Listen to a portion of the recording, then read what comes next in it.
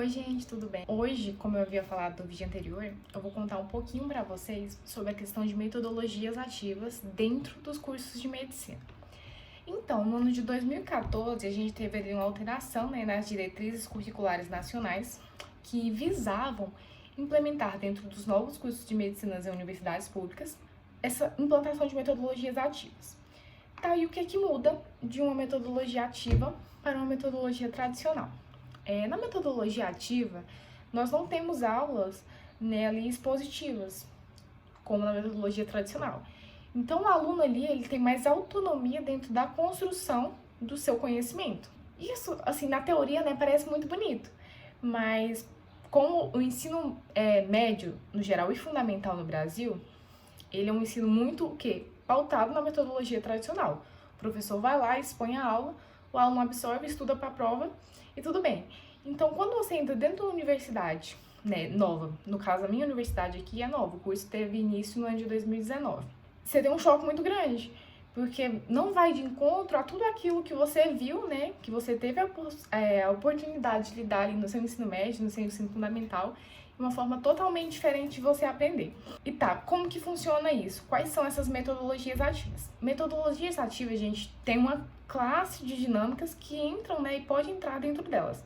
A gente tem ali a sala de aula invertida, que é quando os alunos, eles assumem, abre aspas, fecha aspas, o papel desse professor, divide ali entre temas e tal, o aluno transmite esse conhecimento aos colegas e o professor faz ajustes, não é dispensando a atuação do professor ali dentro da sala de aula, mas ele tem um papel mais modulador dentro daquilo que a gente está aprendendo, Ele norteia ali o caminho que a gente deve seguir, as referências que a gente deve usar, que são mais bem conceituadas e tudo mais. A gente tem também o TBL, que é o aprendizado baseado no trabalho em equipe, se eu não me engano, isso significa a sigla. Então, a gente ali tem comparativos, no caso aqui da minha universidade, a gente faz o quê? A gente resolve um mesmo problema de maneira individual, e depois a gente vai resolver esse mesmo problema em grupo, e a gente vai comparar. Quando você resolve em grupo, um colega às vezes acha que a alternativa A é a certa e o outro acha que é a B. Vocês vão discutir ali e justificar para o colega por que você acha que a é a certa ou por que você acha que a B é a certa. E a partir de então você compara, esse desempenho que você tem em grupo e individual. E a gente também tem o aprendizado baseado na solução de problemas, que a gente chama aqui de tutorial. Como que funciona esse tutorial? O nome do módulo é Tutorial em Saúde.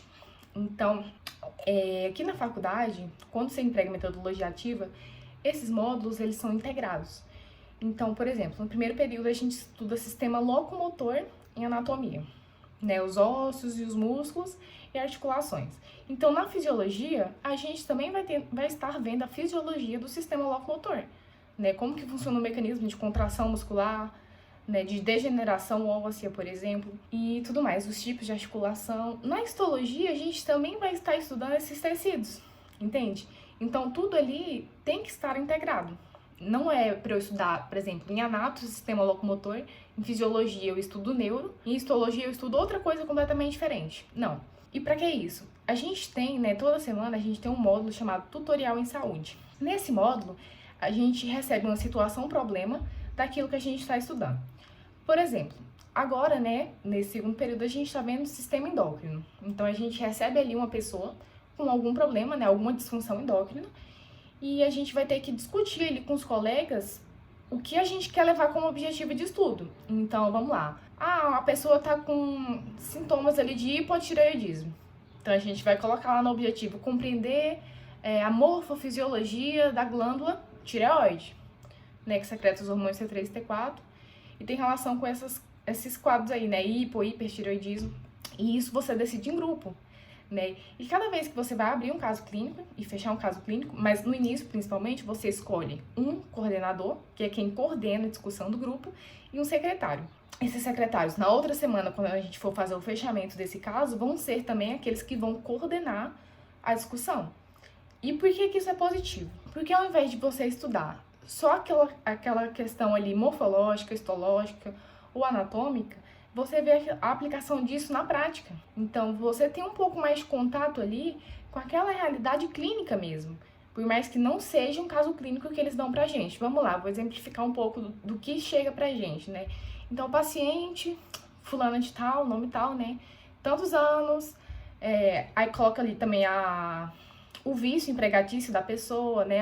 Às vezes é empregada doméstica, é isso, é casada, tem filhos. Coloca ali o contexto social daquele indivíduo e coloca a queixa dela para o médico dentro de um OBS ou dentro de uma unidade de pronto atendimento. Não, o paciente se queixa disso, há tantos dias, né? Coloca falas ali mesmo do paciente, abre aspas, fecha aspas, e a gente vai ter que pegar aquilo ali e conseguir absorver aquilo que a gente deve estudar. Só que a gente não faz isso sozinho, né? A gente tem ali um tutor, que é quem orienta a nossa discussão.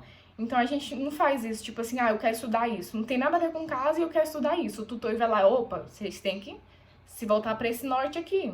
Né? E isso é muito importante, gente, porque assim, isso prepara a gente para uma vida profissional futura, né? Você vai ter que ali saber lidar com a equipe, você vai ter que saber coordenar e ser coordenado, né? Ouvir as pessoas, ter respeito pelas pessoas e principalmente interpretar aquele paciente que está chegando para você, né? Saber destrinchar ali algumas coisas que vão te ajudar a estabelecer um diagnóstico, um tratamento e tudo mais. E é isso, né? Essa questão aí do tutorial. Aí, na outra semana, a gente fecha aqueles objetivos. Então, em grupo, novamente, a gente se reúne e vai falando. Começa, eu estudei que, sei lá, a anatomia da glândula tireoide possui isso, isso e isso. Né? E fala toda a anatomia. Os colegas vão contribuindo também. Aí depois, pula para outro objetivo, a gente também sempre estabelece um plano de cuidado para aquele paciente.